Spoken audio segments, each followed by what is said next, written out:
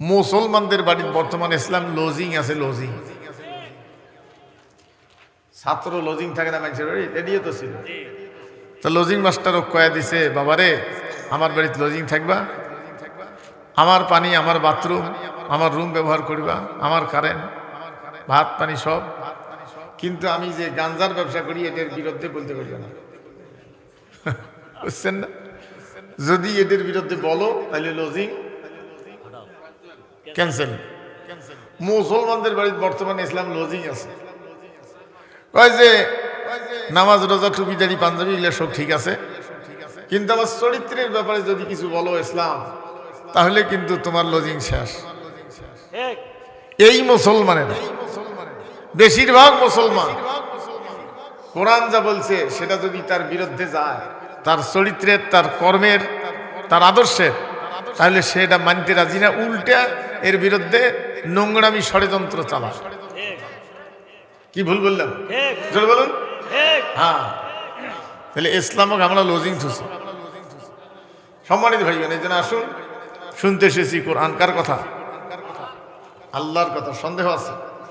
হ্যাঁ, আসমানি কিতাবের শেষ কিতাব, এরপর আর কোনো কিতাব নাজিল হবে না। সম্মানিত ভাইরা, এই কোরআন প্রত্যেক মুসলমান নর এবং নারীর জন্য বুঝিয়ে পড়া ফরজ। 5 বার বুঝিয়ে পড়বে। কয়বার? যেটা বলুন, 5 বার। এই 5 বার বুঝিয়ে পড়তে গিয়ে আরো 12টা শর্ত লাগবে। একটা ফরজ আদায় করতে গিয়ে আরো 12টা ফরজ আদায় করতে হবে, তা না হলে এই ফরজটা ফির আদায় হবে না। সেটা কি? ফরজ যে 5 বার আদায় করবেন, এটা আদায় করতে গিয়ে আরো 12টা ফরজ লাগে। কি কি বুঝাইতে পারলাম না। শরীর পাক। কি? জোরে বলুন। শরীর পাক, কাপড় পাক, জাগানা পাক, দক্ষিণমুখী হওয়া, সতর খোলা। হ্যাঁ, তাহলে একটা ফরজ আদায় করতে গিয়ে আরো 12টা ফরজ আপনাকে রেডি হতে হবে, প্রস্তুত থাকা লাগবে, তারপরে আপনি এই ফরজটা আদায় করবেন। সম্মানিত ভাই, তাহলে ভালো করে বোঝেন, 5 বার তেলাওয়াত করা কি? জোরে বলুন। বুঝিয়ে না বুঝিয়ে? কিন্তু সমস্যা হলো, পৃথিবীতে যত বই আছে, কিতাব আছে, কিতাবের বাংলা হলো বই, আরবি হলো কিতাব। আরবি কি? যত বই আছে পৃথিবীতে, সব বইয়ের আরবি কি? কিতাব। বাংলা কি? বই। পৃথিবীতে যত বই আছে সব বইয়ের কথা মানুষের, এই বইয়ের কথা একমাত্র কার? সন্দেহ আছে? সম্মানিত ভাইগণ, ভালো করে বুঝেন ষড়যন্ত্রটা কোন জায়গায়। পৃথিবীতে যত বই আছে সব বই বুঝিয়ে পড়ি, না বুঝিয়ে একটা বইও পড়ি না, কিন্তু একমাত্র কোরআন না বুঝিয়ে পড়ি। কোরআন এত মূল্যবান কিতাব, না বুঝিয়ে পড়লেও হয়। এই রকম মুসলমানদের ধারণা, এই ধারণা পয়দা করে দিয়েছে বিশ্বের অমুসলিম কাফের বেঈমানেরা, মুনাফিকেরা, মুশরিকেরা, যাতে মুসলমান কোরআন না বোঝে। সম্মানিত ভাইগণ, আল্লাহ রসুল বলছেন, পৃথিবীতে অনেকের গর্বের বস্তু আছে, গৌরব করে, গর্ব করে যে আমার হাতি আছে, এটা আছে, ওটা আছে, 5 তলা বাড়ি আছে, গাড়ি আছে। কিন্তু আমার উম্মতের জন্য অহংকারের, গৌরবের বস্তু হলো আমাদের কাছে কোরআন আছে। সুবহানাল্লাহ পড়বেন না? কি আছে? কোরআন আছে। কিন্তু অবস্থাটা হলে এমন, মধুর শিশি কিনে নিয়ে গেছে বাড়ি, মধু খাবে, মিষ্টি পাবে, কিন্তু মুখটা না খুলিয়ে মধুর যে সাইনবোর্ডটা, এই কাগজটা লেখা আছে, মধু লেখা বাইরের এই কাগজটা, ওটির মধ্যে চাটে। বুঝেন নাই? মধুর শিশির বাইরে কি মানে ঘর ভরায় কি?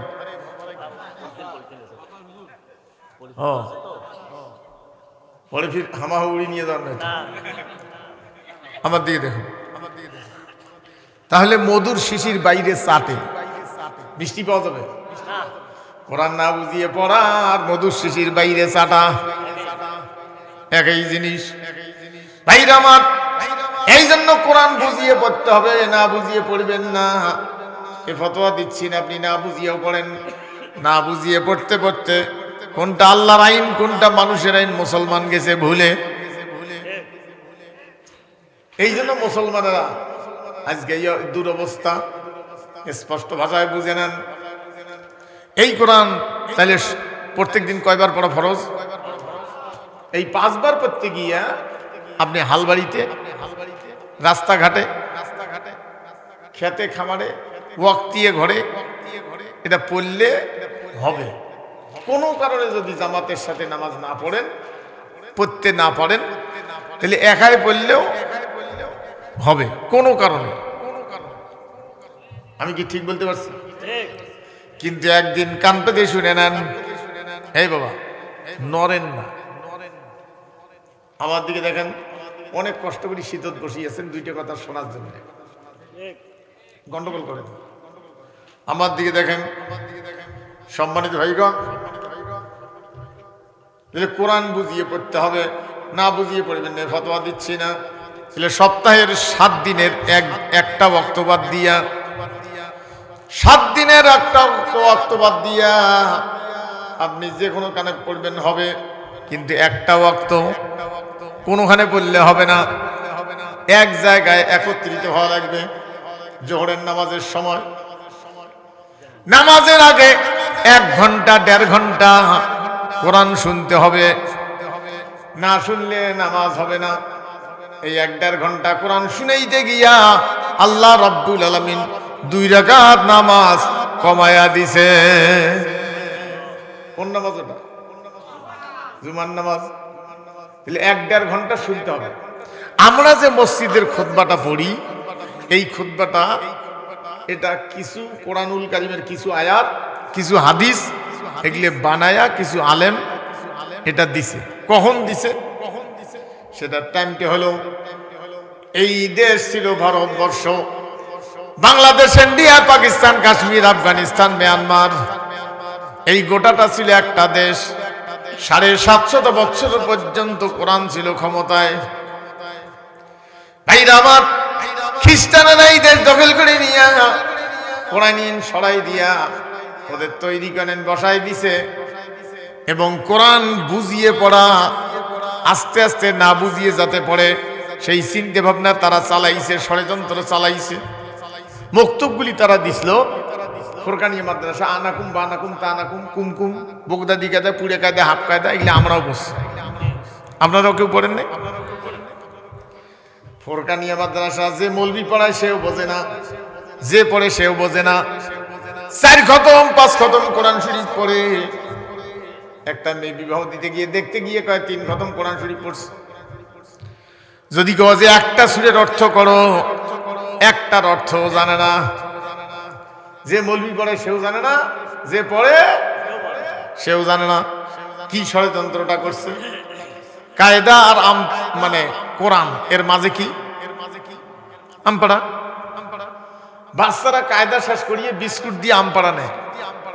হুজুর দোয়া করেন, বাচ্চাটা কায়দা শেষ করিয়ে আমপাড়া নিছে, আমপাড়া শেষ হলে কোরআন শরীফ নিবি। তার মানে কোরআন আমপাড়া আর কায়দা, কোরআন আর কায়দার মাঝে আমপাড়া। কত বড় মূর্খতা! আমপাড়া হলো কোরআন শরীফের 30 নম্বর পারা, আমপাড়াও কি কোরআন। তাহলে কি অবস্থাটা করছে? সূরা ফাতিহা হলো প্রথম সূরা, আর সেরেক নিয়ে যে নাসের পড়ে দিয়ে উল্টি দিছে, দিয়ে এখন সূরা ফাতিহার পরে মনে হয় নাস। আমপাড়া ভাইরা আমার, ভালো করে বুঝে নেন, কোরআনুল কারীম পড়বে এবং বুঝবে, যাতে এটাকে উল্টা ধারণা করে। সেই জন্য মুক্তবগুলি চালু করে দিয়া কোরআন বুঝিয়ে পড়তে হবে। এই ষড়যন্ত্র বেড়াজাল পাতায় দিয়ে মুসলমানদের মগজকে আউট করে দিয়েছে, কোরআন বুঝিয়ে পড়া যাবে না। সেই সময় কোরআন যাতে মানুষ না বোঝে, মুসলমানেরা, এখানে ডবল ডবল সাউন্ড হয় ভাই, কম করে দাও। আমার দিকে দেখুন, এই ওই কমে একটা করো, আমার দিকে দেখুন। সম্মানিত ভাইগণ, মুসলমানেরা যাতে কোরআন না বুঝিয়ে শুধু মরার বাড়িত পড়ে। টুপি কোথায় থাকে? মাথায় না কোথায়? মাথায়। কেউ যদি উজু করিয়ে টুপিতে নিয়ে মসজিদের বারান্দাত বসিয়ে মুখ ঠ্যাং সব মোছে টুপি দিয়ে, তাহলে আপনার টুপি নয়, কিন্তু ও টুপি দিয়ে ঠ্যাং মুছতেছে। এটা যদি আপনি দেখেন এই দৃশ্যটা, তাহলে আপনার একটু খারাপ লাগবে, টুপি কেমন ঠ্যাং বসে রে, হে তুই কি করিস এটা। ও যদি বলে আমার টুপি আমি কি করি, তাহলে বুঝতে হবে কোথায় বেঠিক, মাথায় বেঠিক। ভাইরা আমার, এই কোরআন হলো সংসদের সংবিধান। সেই কোরআনকে না মানিয়ে মানবরচিত আইন বানিয়ে দুনিয়া থেকে বিদায় হলো। কোরআনের বিরোধিতা করলো, সেই লোক মারা যাওয়ার পরে মাটি দেওয়ার আগে আবার কোরআন শরীফ তেলাওয়াত করে।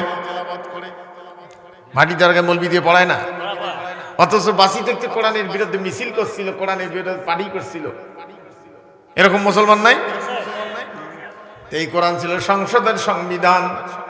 কোরআনকে এমন বানাইছে রে, জীবিত মানুষের জন্য তোমার কোনো কাজ নাই, মরি গেলে তোমার কাজ। এই জন্য সংসদের সংবিধান মানে মরার বাড়ির ফতেহার খেতাব বানিয়ে দিছে। মুসলমান আজকে সেটাই মনে করতেছে।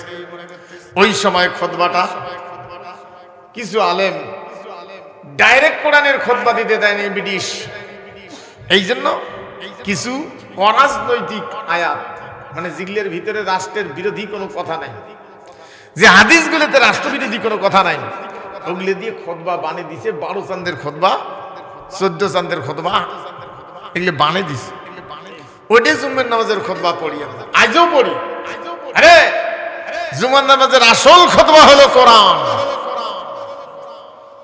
যে লোক সাদা কোরআন হাতে নিয়ে মাতৃভাষায় বাংলা করি দিতে পারবে না, তাকে আপনি ইমামতি করবেন কি, ইমামতিতে রাখবেন কি জন্য?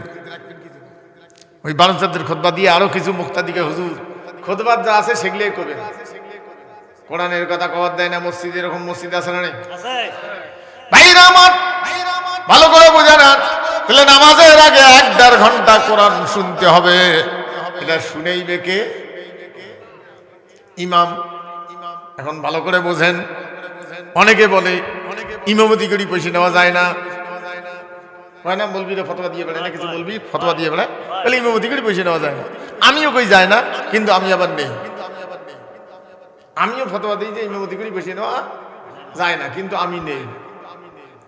আমি ফতোয়া দিলাম কি বলুন, নেওয়া যাবে না, আমি আবার নেই।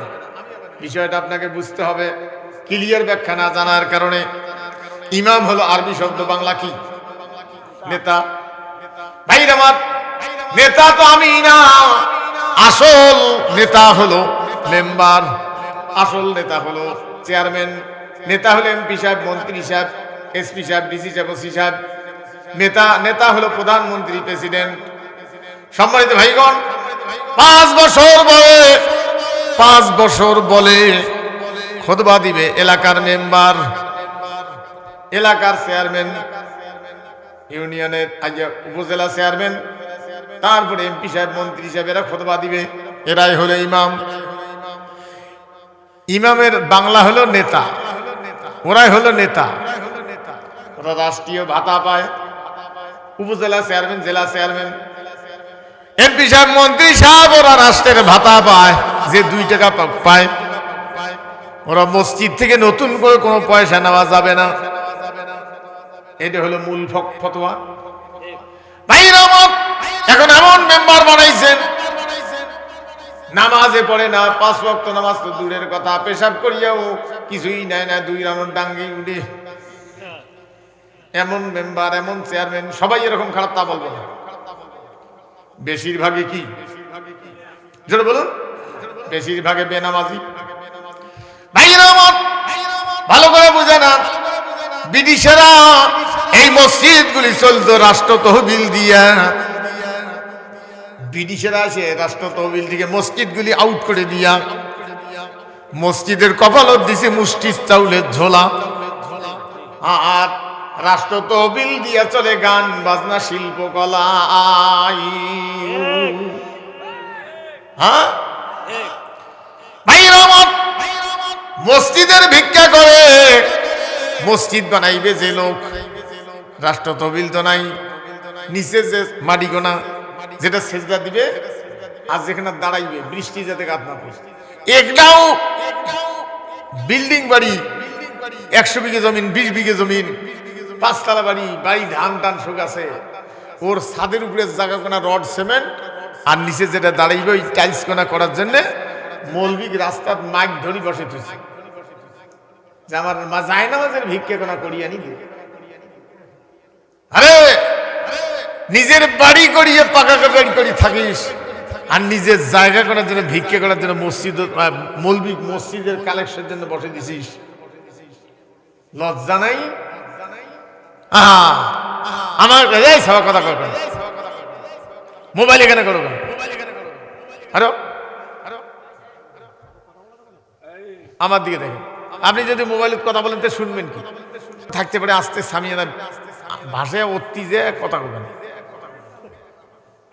না, কি বললে কষ্ট করি মানুষ বসিয়েছে, হাত হাতে ঠান্ডা হয়েছে। আমার দিকে দেখুন, ভাইরা আমার, আমাকে একদিন এক লোক জিজ্ঞেস করলো, হুজুর মসজিদের আমার যে জামাতটা আছে এটি সুদেরও আছে, তার টাকা মসজিদে নেওয়া যাবে না, না যাবে? তার সুদ খাওয়া তো এমনি হারাম। আমার জিজ্ঞেস করতেছে, হুজুর সুদের টাকা মসজিদে নেওয়া যাবে না, না যাবে? তা আমি বললাম, কেরা তোমরা না মসজিদের মধ্যে মাইক ধরি রাস্তার মধ্যে মৌলবি বসে দিছেন, ওটি যে 1-2 টাকা 5-10 টাকা যেটাই দেয়, কোনো লোক কি ডাকে জিজ্ঞেস করছে, মৌলবি তুই সুদ খাইস নাকি, তুই কোন ধর্মের লোক, এগুলো কি জিজ্ঞেস করছে? হ্যাঁ, ওটা পাইকারি করে খাস। আর গ্রামের তার ফতোয়া বলি আসছিস মনে ঝগড়া লাগবার জন্য, যে মৌলবি রশিদ মৌলবি ফতোয়া দিছে, টার্মিনাল মসজিদ ইমাম সাহেব ফতোয়া দিছে সুদের টাকা নেওয়া যাওয়ার নয়, ওই লোকটার সাথে মোর সাথে ঝগড়া লাগাবো, আর তুই রাস্তার কালেকশন করি খাস। ওটি পুজ না করলু, প্যান্ট শার্ট পরিয়ে অন্য ধর্মের লোকও যায়, আমি নাম না বলি, অন্য ধর্মের লোকও যায়, তাই ওই মৌলবি 2 টাকা দিছে। মৌলবি দোয়া করতেছে, আল্লাহ 114 গোষ্ঠী জান্নাত দিও। ওই যে মুসলমান নাকি তাকেও তো দেখলুম। হ্যাঁ, আমি একদিন মাদ্রাসায় গিয়ে জোহরের নামাজের টাইমে সকালে ছুটি দিয়ে গেছি, তো হাফিজ মাদ্রাসার চাকরি করি, 80 থেকে জোহরের সময় পড়তে বসছে ঠিকই, কিন্তু সুতি হাসবে না, যে হাসতে হাসতে ঠ্যাং আশ্রে বানিয়েছে মানুষের ছাত্রগুলো। আমি গেলাম, চুপ বাবারে কি খবর, হাসুগা, আমাকে আর না কও বা আমিও একটু হাসি। কয় যে হুজুর ওই যে মসজিদের কালেকশন করতেছে ওই যে মাদ্রাসা থেকে 100 গজ দূরে রাস্তা বিশ্ব রোডে, তো ওইখানে একটা মহিলা শাড়ি পরা প্যাট বাইর করে দিয়ে কেমনে জানি এখানে কাপড়টা গোছাইছে, প্যাটটা গোটালে বাইর করে, এমন কাপড় পরে না। তো ওই মহিলা 2 টাকা দিছে, আর এই মৌলবি বলে দোয়া করছে, আল্লাহ তোমার এই বান্দিক মা খাদিজার সাথে জান্নাত দিও। অকাম কুকাম সব করিয়ে বেপর্দা প্যাট বাইর করে দিয়ে 2 টাকা দিয়ে যদি খাদিজার সাথে জান্নাত পাওয়া যায়, তাহলে আর দরকার আছে কিছু? আর মৌলবি তো জান্নাতের ম্যানেজার, ওই ম্যানেজারই দায়িত্ব নিয়ে আসছে, যা বলবে আল্লাহ তাই দিতে বাধ্য। এই যে মৌলবি রে, সম্মানিত ভাইগণ, কষ্ট হয়। ভাইয়েরা আমার, পৃথিবীতে যত ধর্ম আছে কেউ রাস্তায় মাইক দিয়ে কালেকশন করিয়ে নিজের ধর্ম প্রচার করে না, ওরা ধর্ম প্রচার করে রাষ্ট্র তহবিল দিয়া, আর মুসলমান ধর্মের কাজ করে ভিক্ষা করিয়া। অথচ 2টা জিনিস আল্লাহ ঘৃণার সাথে না জায়েজ করেছেন, ঘৃণিত জায়েজ 2টা কাজ, একটা হলো স্ত্রী তালাক দেওয়া, আর একটা হলো বিবাহ, আর একটা হলো ভিক্ষা করি খাওয়া, হাতেই বেশি করা। অনেকে বলে হুজুর দোয়া করেন, অনেকের কাছে দোয়া চায়, কত মৌলবি, হুজুর বা ভাইয়েরা আমার দোয়া করেন আমার জন্য, আমি যেন ইসলামের খেদমত করতে পারি। আরে তুই ইসলামের কি খেদমত করবি? ইসলাম এসছে তোরে খেদমত করার জন্য, তুই এ কথা কও যে আপনারা দোয়া করেন আমি যেন ইসলামের খেদমত নিতে পারি। ইসলাম এসছে মানুষের খাদ্য সমস্যা দূর করার জন্য, ইসলাম আসছে চুরি বন্ধ করার জন্য, ইসলাম আসছে বস্ত্র সমস্যা দূর করার জন্য, ইসলাম আসছে চিকিৎসার সমস্যা দূর করার জন্য, ইসলাম আসছে রাস্তাঘাট তৈরি করে দিয়া মানুষের চলাচলের ব্যবস্থা করার জন্য, ইসলাম দুনিয়া আসছে মানুষের খেদমতের জন্য। তোমার খেদমত করবে ইসলাম, আর আহম্মক কয় যে আপনারা দোয়া করেন আমি যেন ইসলামের খেদমত করতে পারি। তুই কি খেদমত করবি? তুই কও যে আমি যেন ইসলামের খেদমত নিতে পারি। আজকে আমরা ইসলামের খেদমত নিতে পারতেছি, ইসলামের খেদমত যদি নিতে পারতাম মেডিকেলের ওষুধ চুরি হতো না। ইসলামের খেদমত যদি নিতে পারতাম গোলের দরজা দেওয়া লাগতো না। হ্যাঁ, আমি একদিন এক মাহফিলে মাগরিবের পরে, তখন হুন্ডে দিয়ে মাহফিল করি, এগুলো জায়গা তো হুন্ডে দিয়ে আসছিলাম, তো মোটর সাইকেল দিয়ে মাহফিল করি, তখন রাস্তাঘাট এত ভালো না, কমপক্ষে 20 বছর আগে। তখন ওই যে বাড়িতে নিজে বসাইলো, মাগরিবের নামাজ ওখানে পড়লাম।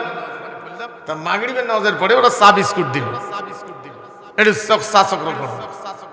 তা আমার পাশের রুমের মধ্যে যে রুমে বসাইছে, পাশের রুমে একটা লোক বমি করে হুয়া করি উঠে, খানেক থাকে থেকে করি উঠে, তুই এর বেড়ায় আর মোট ঢোকে, ওই আবার শুনলে কি মোট ঢুকবে চা? হ্যাঁ, আমি গেলে ওইটা ওইটা কি ঘটনা হয়, ওই এক সারাও নাহলে আমার অন্য বাড়িতে নেই, আমি এটি খাবার বানাই, ওই এর বেড়ায় আর মোট ঢোকে। তা কেমন কেমন করে যে বমি করে, কেন কি হয়েছে? হুজুর একটু সমস্যা হয়েছে। কি সমস্যা? কয় না দেখো, বলে হুজুর আপনি যে রাস্তা দিয়ে আসলেন ওই রাস্তাটার নাম হজমপুর, ওই গ্রামটার নাম। আপনি মাগরিবের পরে আসলে হুন্ডে শুদ্ধ হজম হয়ে গেছে। বাবা বাঁচাইলো রে। হ্যাঁ, তা কি ঘটনা? কবে ওই এখানে গরু চুরি হয়, সেই জন্য সবাই গোলের মধ্যে হানা করি বিষ নিয়ে করছে, ওই বাঁশের ফালাটি দিয়ে, তখন চাংড়া কয়, মাছাং কয়, মাছাং বানাই। তো ওটি সবাই গইল, যার যার গইল, তাই তাই থাকি। বলে ঘুমের তারণে একটু কাইমাকে হা মেলে না, ঘুমের তারণায় ঘুম আসলে অনেকে শীত হয়েছিল, হা হয় না, এরকম হয় না, হা হা। তো গরু ওটি চিন্তা করছে যে তুই আল্লাহর আইন যদি কায়েম করলু হয়, তাহলে মুখ বাদ দিয়ে তুই স্ত্রীর কাছ সাথে তুই ঘুমবের পালু হয়, তুই কোরআনি আইন চাইস না, সেই জন্য চোরের দাফট বাজছে, সেই জন্য স্ত্রীর বাদ দিয়ে মোর সাথে এসে শুচ্ছিস, দাঁড়াও তোর মুখত গোবর হাগি দেন। আধা পাতলা গোবর মুখত দিছে হাগি, বুঝছেন না? এই ফেলাইতে ফেলাইতে কিছু না ভিতরে গিয়েছি, এমন ওই আর সেই থেকে বলে 3-4 দিন থেকে বমি করে, খাবারও পায় না, কেরোসিন খোয়ায়, আতর খোয়ায়, বলে তো কিছু করতেছি, বমি আর বন্ধ হয় না। গরু তো রাগের ঠেলায় ওর মুখত হাগি দিচ্ছে যে তুই কোরআনি আইন চাইস না, মানুষের আইন চাস, চোরের দাফট বেশি, মোড়ে গরত ঘুমেছিস, স্ত্রী বাদ দিয়ে, দাঁড়াও তোর মুখত গোবর হাগি দেবে। বুঝছেন না? সম্মানিত ভাইগণ, কষ্ট হয়, ভালো করে বুঝাবেন। এই জন্য কোরআন শুনতে হবে, বুঝতে হবে কেন কোরআন আল্লাহ নাজিল করেছেন। আল্লাহ বলছেন ওয়ানাজ্জালনা আলাইকাল কিতাবা তিবিয়ানাল লিকুল্লি শাই। নবীজি আপনার কাছে একখানা বই পাঠাইছি, কিতাব পাঠাইছি, কিতাব নাজিল করেছি, বই পাঠাইছি প্রত্যেকটা বিষয়ের সমাধান দিয়া। ভাইরা আমার, এখানে চোরের বিচার আছে না নাই? সম্মানিত ভাইগণ, কোরআন বলছে কেউ কারো সম্পদের উপরে অন্যায়ভাবে হাত দিতে পারবে না। অন্যায়ভাবে বসুন বসুন, আপনারা বসুন, বসলে ভালো লাগবে। আমার দিকে দেখেন, প্যান্ট শার্ট পরা লোক কম বসে, কারণ আমরা জারের ঠেলায় প্যান্টের পকেটে হাত ঢুকিয়ে দেয়, দিয়ে ওটি ধরি থাকে, বুঝছেন না? যদি বসে তাহলে তো হাত আর ওটি ঢোকে না। আমার দিকে দেখুন, কষ্ট হয়। ভালো করে বোঝা না, কোরআন বলছে কেউ যদি কারো সম্পদে অন্যায়ভাবে হাত দেয়, কোন মেম্বার যদি দুষ্টমাতার কার্ড চুরি করে খায়, যদি ধরা পড়ে, আল্লাহর বিধান হলো কি কাটি দাও, জোরে বলুন। এই আইন থাকলে কি হিন্দুদের সম্পদের নিরাপত্তা কমবে? জোরে বলুন। পৃথিবীতে কোন ধর্ম তুলে দেওয়ার জন্য ইসলাম দুনিয়া আসে না। ইসলাম আসছে প্রত্যেকটা ধর্ম তাদের ধর্ম পালন করবে, কিন্তু কোরআনে কিছু আইন মানতে হবে। সেটা হলো চোর ধরা পড়লে হাত কাটি দেওয়া লাগবে। এই আইন যদি আজকে থাকতো, দেশের সম্পদ আজকে পাচার হইতো না, বড় বড় নেতার হাত কাটা যেত। দেখেন, দেশের টাকা চুরি করিয়া কলিকাতার বাড়ি করছে, অসুস্থ এখন কে?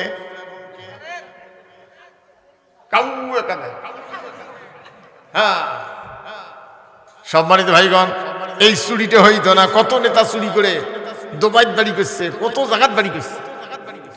আজ যদি এগুলো চুরি না হয়তো, 2 টাকা লবণ খেতাম,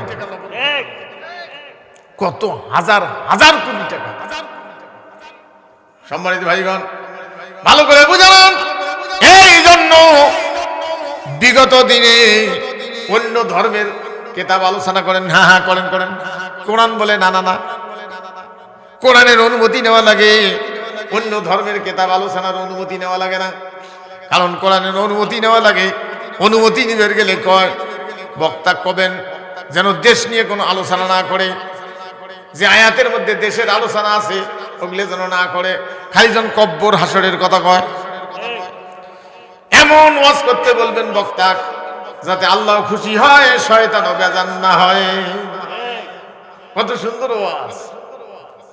সম্মানিত ভাইগণ, কষ্ট হয় যেটা ঘোর বিরোধী কোরআনে, তাকে বানায় সভাপতি, আরেকজনে বানায় অতিথি, দুইজনে আসি বসে, আর গায়ের গন্ধে থাকা যায় না, খালি বিড়ির গন্ধ ভগড়ায় ভগড়ায় আসে।